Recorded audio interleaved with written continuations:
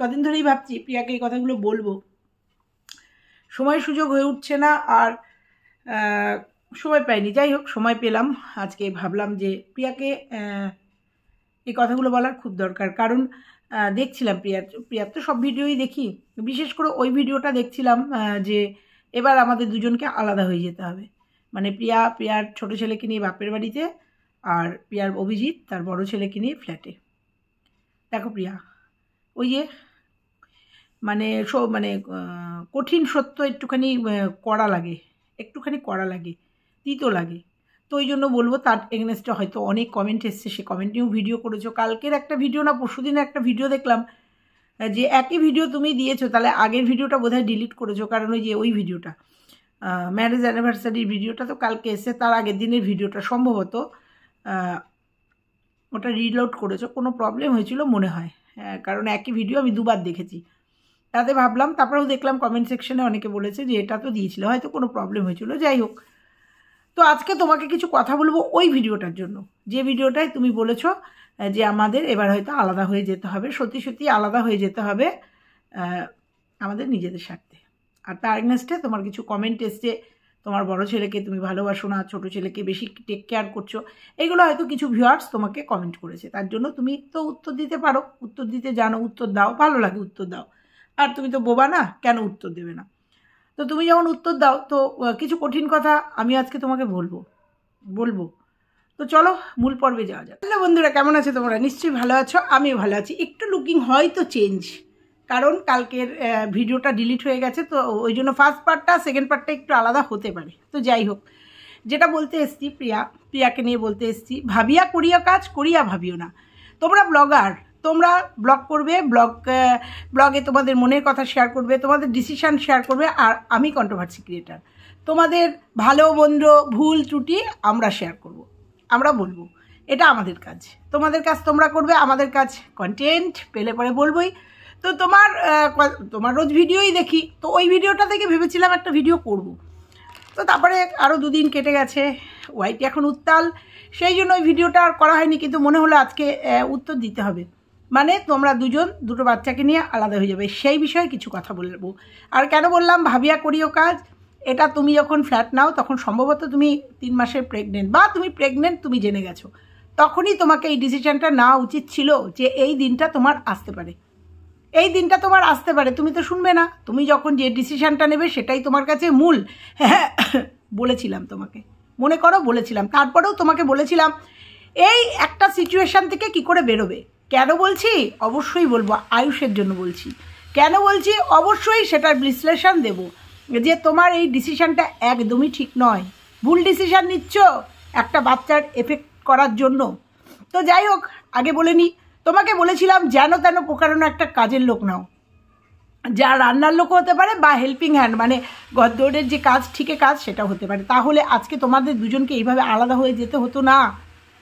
তুমি জানো কি ভয়ঙ্কর তুমি একটা ডিসিশন নিতে চলেছো, সিদ্ধান্ত কি ভয়ঙ্কর একটা স্টেপ। বলবো তোমাকে, বলার জন্যই তো বসলাম।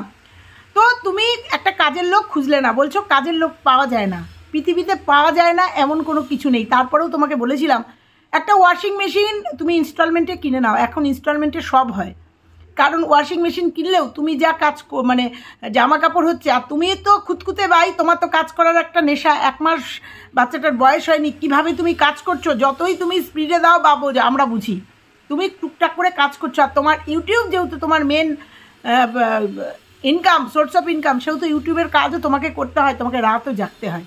অতএব তোমার উপরে কি স্ট্রেস পড়ছে, আমরা যারা এপারে বসে আছি তারা একটু হলেও বুঝতে পারি না। 20 মিনিট বা 15 মিনিটের ভিডিওতে বোঝা যায় না, কিন্তু যারা বোঝার তারা বোঝে। এখন তুমি বুঝতে পারছো না, তুমি তোমার শরীরের উপর দিয়ে কী করছো, কতটা স্ট্রেস নিচ্ছ, এটা তুমি একটু বয়স হলে বুঝতে পারবে।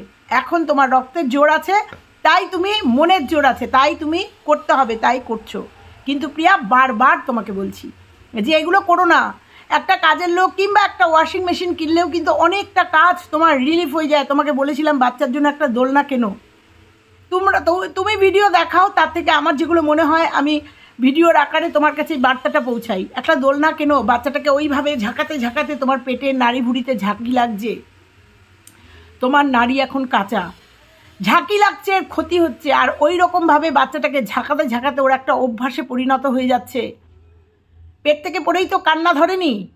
তো যাই হোক, একটা দোলনা কেনো, 5-6 হাজার টাকার মধ্যে একটা দোলনা হয়ে যাবে। একটা দোলনা কিনলে পরেই তুমি কাজ করবে, বা তুমি ইউটিউবের কাজ করলেও যদি দোলনাটা দোল দিতে পারো, বা আয়ুষও কিন্তু সুতোটা টেনে দোল দিতে পারে, বাচ্চাটা ঘুমাতে পারে, তাতে বাচ্চাটার যেমন মানে শরীরের যেমন ভালো, সেরকম তোমাদেরও অনেকটা সুবিধা হবে। তুমি ধার কাজ দিয়ে যাবে না, তুমি ফট করে ডিসিশন নিয়ে নিলে তুমি চলে যাও। তোমাকে এটাও বলেছিলাম, যখন তুমি কাজের লোক পাচ্ছ না, ঠিক আছে, মাও তোমার এখানে আসা সম্ভব না, কারণ তার সংসার আছে, নিজে সংসার করি বুঝি তো, তার সংসার আছে, তার একটা ছেলে আছে, তারও তোমার এখানে 1 মাস করে দিয়ে গেছে যথেষ্ট, তারপরেও সম্ভব না। তোমার শাশুড়ির তো আসা সম্ভবই না, কারণ সে অঙ্গনারী স্কুলে রান্না করে, তার পক্ষেও সম্ভব না।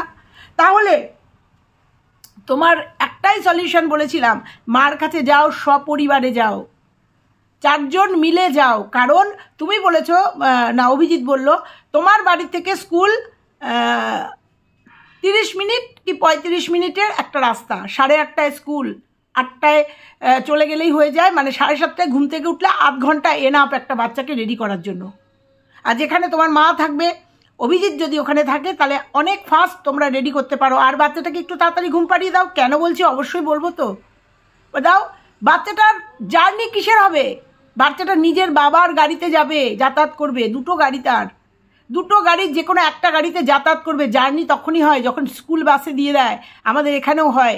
9টার সময় বাচ্চা তুলতে তুলতে যায়, আবার নামায়, আবার বিকালে নামাতে নামাতে আসে, 5টা-6টা বেজে যায় বাচ্চা আসতে। সেই সব বাচ্চাদের খুব কষ্ট হয়, বাসে দিলে কষ্ট হয়। নিজের গাড়িতে, নিজের পাপার গাড়িতে যাতায়াত করতে আমার তো মনে হয় না এটাকে জার্নি বলে। অভিজিৎ স্কুলে নিয়ে যাবে, স্কুলে দিয়ে ফ্ল্যাটে ঢুকে যাবে, ফ্ল্যাটে 2.5-3 ঘন্টা বোধহয় স্কুল হয়, বাচ্চাটাকে নিয়ে একদম বাড়িতে ঢুকবে। অসুবিধা কোথায়? অসুবিধা কোথায়? তারপরেও তোমাকে বলেছিলাম, তুমি যখন প্রেগনেন্ট হয়েছো, তুমি তো জানো যে বাচ্চাটা আসবে, আর তোমার আগে পরে কেউ নেই, কোনো হেল্পিং হ্যান্ড নেই। তুমি বাচ্চাটা হওয়ার পরে 1 বছর বাদে 1 বছর করে নিয়ে তারপরে ফ্ল্যাট নিতে পারতে, এই ডিসিশনটা নিতে পারতে, কারণ তুমি অলরেডি তখন প্রেগনেন্ট। বাচ্চাটা গ্রামের একটা স্কুলে 1টা বছর পড়তে পারতো। তোমার গ্রামের কি কোনো স্কুলে স্কুল নেই? একদমই স্কুল নেই। 1টা বছর পড়ানোর জন্য স্কুল নেই। ওর তো 1টা বছর এমনিতেও নষ্ট হয়েছে অসুখের জন্য, নয় আর 1টা বছর গ্রামের স্কুলেই পড়তো যদি খুব অসুবিধা হতো। আর 1টা বছর পরে বাচ্চাটা হওয়ার পরে 1টা বছর করে নিয়ে 1টা বছর হয়ে গেলে তোমার অনেকটা সুবিধা হতো বাচ্চাটাকে নাড়াঘাটা করতে। এখন যেটা প্রবলেম হচ্ছে, যেটা তুমি রেস্ট নিতে পারছো না, প্লাস বাচ্চাটাকে করতে হচ্ছে, সংসারে কাজের লোক নেই, বিধি বিচ্ছিরি অবস্থা। সত্যি কথা, খুব টাফ জার্নি তুমি অতিবাহিত করছো, আমরা দেখছি। কিন্তু আমার কাজের লোক আয়া থাকা কালীনও আমি অসুস্থ হয়ে পড়েছিলাম। আমার যখন নাতি হয়েছিল, মানে আমার মেয়ের ঘরের যখন নাতি হয়েছিল, আমার কাছে এসেছিল। আমার ডে নাইটের আয়া ছিল মেয়ের কাছে, কাজের লোক আছে, তারপরেও আমি অসুস্থ হয়ে পড়েছিলাম, কারণ রাতে ঘুমাতে পারতাম না। কারণ বাচ্চাটা রাত্রিবেলা জাগতো, মানে ঘুমাতো না, পাশের ঘরে আমি থাকতাম, আমিও জাগতাম, অসুস্থ হয়ে পড়েছিলাম। এগুলো কেমন যায় এই ফেসটা আমি বুঝি, আমি দেখেছি, আমি জানি। আর তোমার উপর দিয়ে কী যাচ্ছে, আমার মেয়েও অসুস্থ হয়ে পড়েছিল। আমার মেয়ে এমনিতেই প্রেগনেন্ট অবস্থায় ভীষণ অসুস্থ ছিল, তারপরে বেবিটা হওয়ার পরে এই রাত জায়গায়, দেখো মায়ের কাজ কেউ নিতে পারে না, ব্রেস্ট ফিড করা এইগুলো কেউ নিতে পারে না। সেই জন্য আমি জানি তোমার এই জার্নিটা কেমন যাচ্ছে। তুমি প্রচুর স্ট্রং, তবুও ভয় পাই যে কোনো মুহূর্তে অসুস্থ না হয়ে পড়ো। অসুস্থ হয়ে পড়লে তোমার ইউটিউব, তোমার সংসার, তোমার 2টো বাচ্চা কে করবে এগুলো? সেই জন্য তোমাকে বারবার বলি, আর বলি এবার খাওয়ার কথা, খাওয়ার খোটা দিচ্ছি না। তুমি ওইভাবে মাছের তেল রান্না করে, ওইভাবে পকোড়া, ওইভাবে ভাজা পোড়া, 1 মাস হয়েছে সবে বাচ্চাটার, তুমি এইভাবে এই খাবারগুলো খাচ্ছ, ইলিশ মাছের ঝোল। আমি জানি না ঠাকুর যেন করে তোমার কোনো ক্ষতি না হয়, তোমার পেটে সয়। আমাদের সময় আমরা গোলমরিচ, রসুন বাটা, কালো জিরে বাটা, এগুলো দিয়ে প্রায় 1-1.5 মাস আমরা খেয়েছি, এবং এমন কিছু খাবার খাইনি যেগুলো আমাদের বাচ্চার এফেক্ট পড়ে। আমাদের মা ঠাকুমারা বলেছিলেন, মানে শাশুড়ি মা, ঠাকুমা শাশুড়ি, এরা বলেছিলেন মায়েরা যা খায় তার এফেক্ট যেহেতু ব্রেস্ট ফিড করে বাচ্চাটার উপরে পড়ে।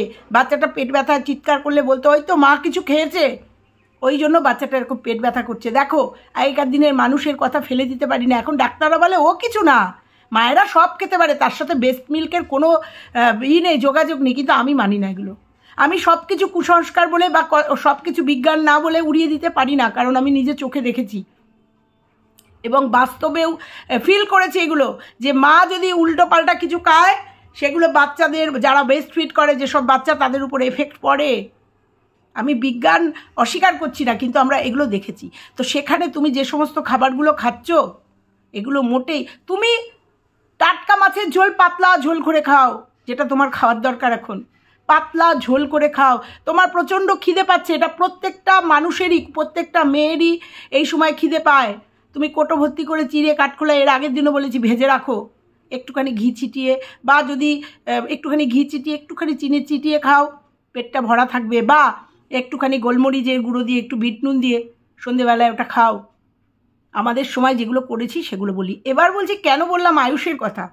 তুমি ডিসিশন নিয়েছো যে তুমি ছোট বাচ্চাটাকে নিয়ে চলে যাবে, সঙ্গে সঙ্গে ছেলেটা বলেছে, আয়ুষ বলেছে আমি তোমার সাথে থাকবো, মায়ের সাথে থাকবো। বোঝো প্রিয়া, হয়তো ভাববে যে না 1-1.5-2 সপ্তাহ থাকবো, বোঝো মায়ের এই যে মায়ের এইটা, যখন আয়ুষ সকালবেলা উঠে দেখবে তার মা নেই, তার মা ভাইয়ের কাছে রয়েছে, স্কুল থেকে এসে দেখবে মা নেই, মা করে ডাকবে, রাত্রিবেলা যখন দেখবে তার পাশে মা নেই, তুমি বোঝো এই বাচ্চাটা হয়তো ওপর থেকে বলবে না ঠিক আছি, ভালো আছি, পাপার কাছে ভালো আছি, কিন্তু মানসিক ফিলিংস বোঝো, আগে সেই জায়গাটা বোঝো যে এই বাচ্চাটার মাকে দরকার।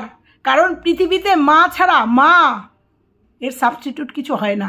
অবশ্যই বাবাকে প্রয়োজন, কিন্তু মার জায়গাটা। আর এখান থেকেই দূরত্ব তৈরি করে দিও না, মনের মধ্যে একটা হিংসা তৈরি করে দিও না। মা আমার ভাইকেই বেশি ভালোবাসে, মা আমার ভাইকেই যার জন্য প্রায়োরিটি দিচ্ছে। আমি বলছি না যে তুমি তাই করছো, তুমি নিজেকে বাঁচানোর জন্য, তোমার পরিবারকে বাঁচানোর জন্য, তোমার বিজনেসকে বাঁচানোর জন্য এটা করছো, কিন্তু তার পরিবর্তে ওই বাচ্চাটার ফিলিংস, ওই বাচ্চাটার মানসিক কি প্রেশার পড়বে বোঝো। চোখের সামনে এরকম প্রচুর ঘটনা দেখেছি, 2 ভাই, প্রচুর দেখেছি। ছোট ভাই হয়েছে, বড় ভাইয়ের মোটিভ চেঞ্জ হয়ে গেছে, বিহেভিয়ার চেঞ্জ হয়ে গেছে, কারণ তার মা তার ছোট ভাইটাকে নিয়ে বেশি থাকতো। এগুলো হয়, আমি বলছি না আয়ুষেরও হবে, কিন্তু সেই সিচুয়েশান তৈরি করে দিও না। মার ভাগ দেওয়া যায় না কাউকে, কাউকে দেওয়া যায় না। ও হয়তো বলবে আমার ভাই, সব ঠিক আছে। দেখো আমি আমার অভিজ্ঞতা থেকে বললাম, হয়তো আয়ুষের মনের কাছে যেতে পারবে না, কিন্তু ডুকরে ডুকরে ভেতরে ভেতরে মায়ের জন্য কষ্ট পাবে, মায়ের সান্নিধ্য পাওয়ার জন্য কষ্ট পাবে। তুমি যে ডিসিশানটা নিয়েছো রং ডিসিশান। এর থেকে আয়ুষকে এবং আয়ুষের পাপাকে নিয়ে তোমার বাড়িতে চলে যাও। এর থেকে এই জার্নিটা ওর কাছে কিচ্ছু হবে না। মাকে পাওয়ার পরেও এই জার্নিটাও, নিজের গাড়িতে যাতায়াতের এই জার্নিটা ওর কাছে কিচ্ছু না, যেটা নাকি ওর মা না থাকার কষ্টটা, সেটার থেকে জার্নিটা ওর কাছে কিচ্ছু না। দেখো অনেক অভিজ্ঞতা হয়েছে, অনেকটা বড় তো তোমার থেকে, অনেক অভিজ্ঞতা আমরা দেখেছি। 2 ভাই, একটা ভাই হয়েছে, আর একটা ভাই বড় ভাইকে কী সব কলা টলা কী সব দেয় কাটানোর জন্য, যাতে হিংসা না করে। আর তোমাকে অনেকে কমেন্ট করেছে তুমি ছোটটার দিকে নজর দিয়েছো, আমি সেসব দিকে যাব না, আমি কমেন্টও দেখিনি, তোমার ভিডিও দেখে বুঝলাম। দেখো কমেন্ট আসবেই, কারণ আয়ুষকে আমরা সবাই ভালোবাসি, ভিউয়ার্স হিসাবে আয়ুষকে প্রচণ্ড ভালোবাসি। আর সবথেকে বড় কথা, আয়ুষ অসুস্থ একটা ছেলে ছিল, এখনও আরও অনেকটা কিওর হয়েছে। ভগবানের কাছে কামনা করি 100% কিওর হয়। দেখো ভালোবাসার থেকে এই কথাটা তোমাকে সবাই নক করছে, যে তুমি ছোট বেবিটাকে পেয়ে বড় বেবিটাকে ভুলে গেছো। এটা কখনোই একটা মার জন্য এটা ঠিক কথা না। কিন্তু এটা কোথা থেকে ভিউয়ার্সরা বলছে বলো তো, কোথায় দাঁড়িয়ে? আয়ুষকে ভালোবাসার থেকে দাঁড়িয়ে এই কথাটা বলছে ভিউয়ার্সরা, কারণ আয়ুষকে খুব ভালোবাসে। আর এটা তো সত্যি কথাই, ছোটো বাচ্চাটাকে ওর টেক কেয়ার করতে গিয়ে, নিজের তো দিকে বাদ দাও, করতে গিয়ে বড়টার দিকে একটু কম খেয়াল হচ্ছে, যেটা ওর বাবা পূরণ করছে। কিন্তু ভিউয়ার্সদের মনে হচ্ছে যেন কোথাও যে তুমি কম টেক, আমার মনে হয়নি কোথাও। যাই হোক, এইটুকু একটু হয়, কিন্তু এই সব কথার উত্তর আর এই সব কথায় কষ্ট পাওয়ার কোনো মানে নেই। কারণ ভিউয়ার্সরা, তোমরা ভিডিও করলে ভিউয়ার্সরা তাদের মনের কথা কমেন্ট বক্সে বলবেই। আমরা নয় কন্টেন্ট পেয়ে রেভিনিউ কামানোর জন্য এই কথাগুলো বলি, আমাদের কাছে ভালোবাসা কিচ্ছু না, তাই না? তাই তো, তাই জন্য তোমাকে বলতে আসলাম, আয়ুষের মনের কোনো এফেক্ট হয় এটা তুমি করো না। বুঝতেও পারবে না আয়ুষের মনে যে কি এফেক্ট করবে, ধরতেও দেবে না। ও তো খুব বুদ্ধিমান ছেলে, ও জানে ওর বাবা মা কী কাজ করে, ও জানে ওর বাবা মার পাশে ওকে থাকতে হবে, জানে ও সাপোর্ট করে। কিন্তু ওর মুখ দিয়ে কিন্তু বেরিয়ে গেছে আমি তোমার কাছে থাকবো, কথাটা না আমার হার্টে গিয়ে লেগেছে। অতএব একটা কথা আমি জানি, মায়ের থেকে যে বেশি ভালোবাসে সে হচ্ছে ডাইনি, আমি জানি, কিন্তু আমার মনে হলো যে এই বার্তাটা তোমাকে দেওয়া উচিত। কারণ তোমরা হয়তো নিজেদের প্রয়োজনে বা সংসারের প্রয়োজনে বা ইনকামের প্রয়োজনে তোমরা এই ডিসিশনটা নিয়েছো, কিন্তু তাতে একটা বাচ্চার সাংঘাতিক পরিমাণে একটা এফেক্ট করবে, মানসিক এফেক্ট করবে, যেটা তোমরা টেরও পাবে না, বুঝতেও পারবে না। ও ভেতরে ভেতরে গুমড়াবে, ভেতরে ভেতরে ওর একটা প্রতিহিংসা, ভেতরে ভেতরে ওর কষ্ট হবে। সব থেকে বড় কথা, মাকে কাছে না পাওয়ার একটা কষ্ট হবে, এটা আমি বলতে পারি, হবে। তো অতএব প্রিয়া, তোমাকে একটা কথাই বলবো, দুটো ডিসিশন নাও। নয় বাড়িতে কাজের লোক বা রান্নার লোক রাখো, নয়তো ফুল ফ্যামিলি মিলে মার কাছে যাও। 1-1.5 মাস থাকলে পরেও তুমি মোটামুটি সুস্থ হয়ে যাবে, তারপরেও তো মনে হয় সামনের মাস গরমের ছুটির একটা মাস আছে। এই কটা দিন মায়ের কাছে থাকো। মায়ের কাছে থাকলে পরে মা যেমন হেল্প করতে পারবে, সেরকম অভিজিৎও থাকবে। সবাই মিলে সব পুরো কাজটা একদম কিন্তু সুন্দরভাবে হবে। বাচ্চাটা মার কাছে রেখে তুমি কাজ করতে পারবে। অভিজিৎ যেমন বড়টার কাজ করছে সেরকম করতে পারবে, প্লাস এডিটিং করতে পারবে, প্লাস ছোটোটাকে নিয়ে যে ছোট ছোট ভিডিওগুলো, শর্ট ভিডিওগুলো দিচ্ছ, সেগুলো অভিজিৎ করে দিতে পারবে। অভিজিৎ নিজের শর্টসগুলো দিচ্ছে, সেগুলো তুমি ধরে করতে পারবে। সবটা মিলিয়ে সুন্দর একটা পরিস্থিতি শুরু হবে, কিন্তু মানে তৈরি হবে। না হলে অভিজিতের মতো ওর ফ্ল্যাটে বাচ্চাটাকে নিয়ে নাজেহাল একটা পুরুষ মানুষ, তো স্বাভাবিক। তো একটা পুরুষ, আমি জানি, দেখেছি অভিজিৎ সব পারে, কিন্তু তবুও মেয়েদের কাজ ছেলেরা যদি সবটাই পারতো, তাহলে মেয়েদের কাজ বলা আর কেন? আর ছেলেদের সব কাজ যদি মেয়েরাই পারতো। তো যাই হোক, দুজনের ক্ষেত্রেই কিন্তু ভীষণ টাফ হবে। আর এটা যদি তোমরা একসাথে থেকে করো, আমার মনে হয় তোমাদের সব দিকটা, মানে মায়ের কাছে গিয়ে যদি করো, সব দিকটা তোমাদের ঠিক থাকবে। এটা আমার মনে হলো একান্তই। সর্বোপরি আমি আয়ুষের দিকে তাকিয়ে আজকের বার্তাটা তোমাকে দিলাম। কারণ তুমি বলেছো কদিন পরে নেবে এই ডিসিশন, তাই ভাবলাম ডিসিশন নেওয়ার আগেই তোমাকে এই বার্তাটা দিই। ফ্ল্যাটের মতো থাকুক না, 2 মাস থাকুক, অভিজিৎ যাক, বড়টাকে স্কুলে দিয়ে ফ্ল্যাটে যাক, ফ্ল্যাটে যে কাজকর্মগুলো বা ওখানে বসে এডিটগুলো করুক, করে আবার বাচ্চাটাকে নিয়ে এসে ঢুকে যাক বাড়িতে, তোমার বাড়িতে। তাতে অভিজিতেরও সকালবেলা উঠে বাচ্চাকে রেডি করা, খাওয়ানো দাওয়ানো, আবার দুপুরবেলা রান্না করা, তুমি বলো তো ভীষণ টাফ জার্নি হয়ে যাবে। 1 দিন 2 দিন হয়, কিন্তু দিনের পর দিন, তারপরে তুমি থাকবে না কাছে, স্বাভাবিক কথা না? ছোটটা থাকবে না কাছে, স্বাভাবিক কথা। বুঝে দেখো আমি কি বলতে চাইলাম, বুঝে দেখো। বাচ্চাটার বাবা মা দুজনকেই দরকার, ছোট্ট ভাইটাকেও দরকার কাছে, তবেই ওর মানসিক স্যাটিসফ্যাকশান হবে, মানসিক শান্তি পাবে এবং স্বতঃস্ফূর্তভাবে ও পুরো জার্নিটাকে কভার করবে। কারণ সত্যি কথাই এটা খুব টাফ জার্নি, এই জার্নিটা। তারপরে শেষ কথা বলি, বাচ্চা পেটে আসলো, তারপরে 6 মাস হলো, দেখতে দেখতে চলে গেল, দেখতে দেখতে আমাদের খুশ আসলো পৃথিবীতে, 1 মাস বয়স হয়ে গেল। এরকম দেখতে দেখতে ছোট্ট ছোট্ট পায়ে 1 বছর হয়ে যাবে। জানি এই জার্নিগুলো স্মৃতির পাতায় থেকে যাবে, কিন্তু এইভাবে ভিডিও দাও, টুকটুক টুকটুক করতে করতে আমরা দেখব যে আয়ুষও বড় হয়ে গেছে, আর খুশও বড় হয়ে গিয়ে গুড়গুড় গুড়গুড় করে হেঁটে বেড়াচ্ছে। কোথা দিয়ে চলে যাবে, সময় কারোর জন্য থেমে থাকে না। দেখেছো তো ওর পেটে আসা, তারপরে তোমার জার্নি, আয়ুষের পাপার চলে যাওয়া, তারপরে ওর পৃথিবীতে আসা, সবটা আমরা দেখেছি। তো আবার খুশ 1 মাসের হয়েও যাওয়া, খুশের এখন হাসি, টুকটুক করে হাসছে, এরপরে খিলখিল করে হাসবে।